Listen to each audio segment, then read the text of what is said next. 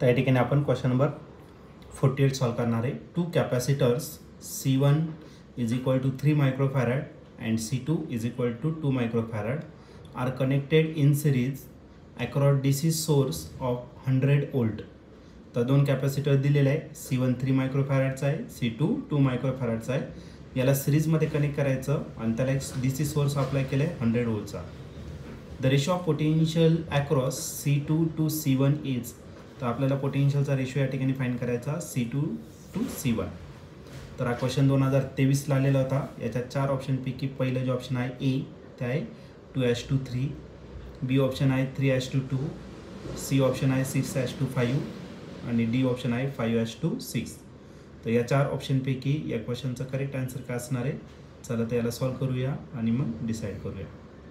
तर या क्वेश्चनमध्ये आपल्याला 2 कॅपॅसिटर दिलेले आहे.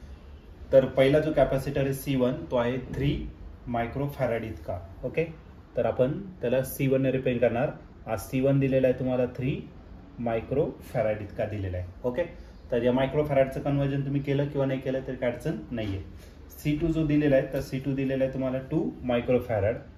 C2 दिलेला आहे तुम्हाला 2 मायक्रोफॅरड. ओके, आणि यांना आपल्याला सिरीजमध्ये कनेक्ट करायचं आहे. ओके, सिरीजमध्ये जर कनेक्ट केलं तर यांचं रेसिप्रोकल करून तुम्हाला काय करावं लागेल, ॲडिशन.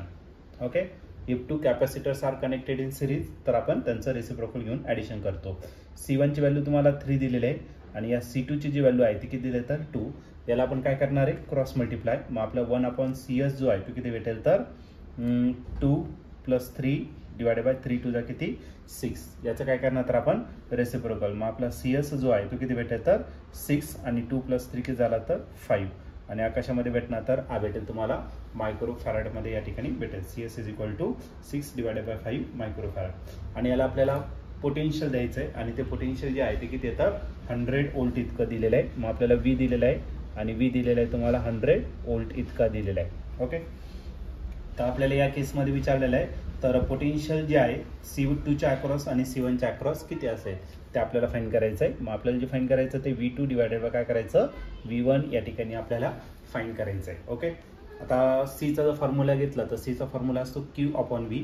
मग एक काम करू, प्रत्येक याच्यावरती चार्ज किती असणार ते आपण या ठिकाणी फाइंड करून घेऊ. चार्ज तर सेमच असणार आहे कारण सिरीजमध्ये. ओके, मग टोटल चार्ज किती असणार ते या ठिकाणी आपण बघून घेऊ. ठीक आहे, तर आपल्याकडे फॉर्म्युला आहे कशाचा, कॅपॅसिटन्स ऑफ कॅपॅसिटरचा. C is equal to Q divided by V.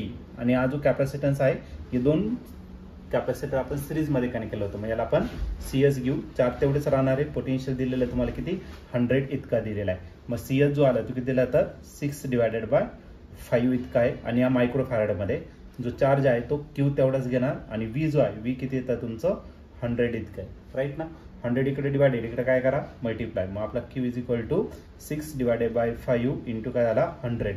5 1 1 5 2 10 म्हणजे 20 झाला आणि 26 किती झाला तर 120. मग आपला जो टोटल चार्ज असणार तो किती असणार 120 मायक्रो कोलम इतका असणार. ओके, कारण युनिट आपण चेंज केलं नाही मग चार्जला पण तेच युनिट असेल मायक्रो. ठीक आहे, मायक्रो कुलम.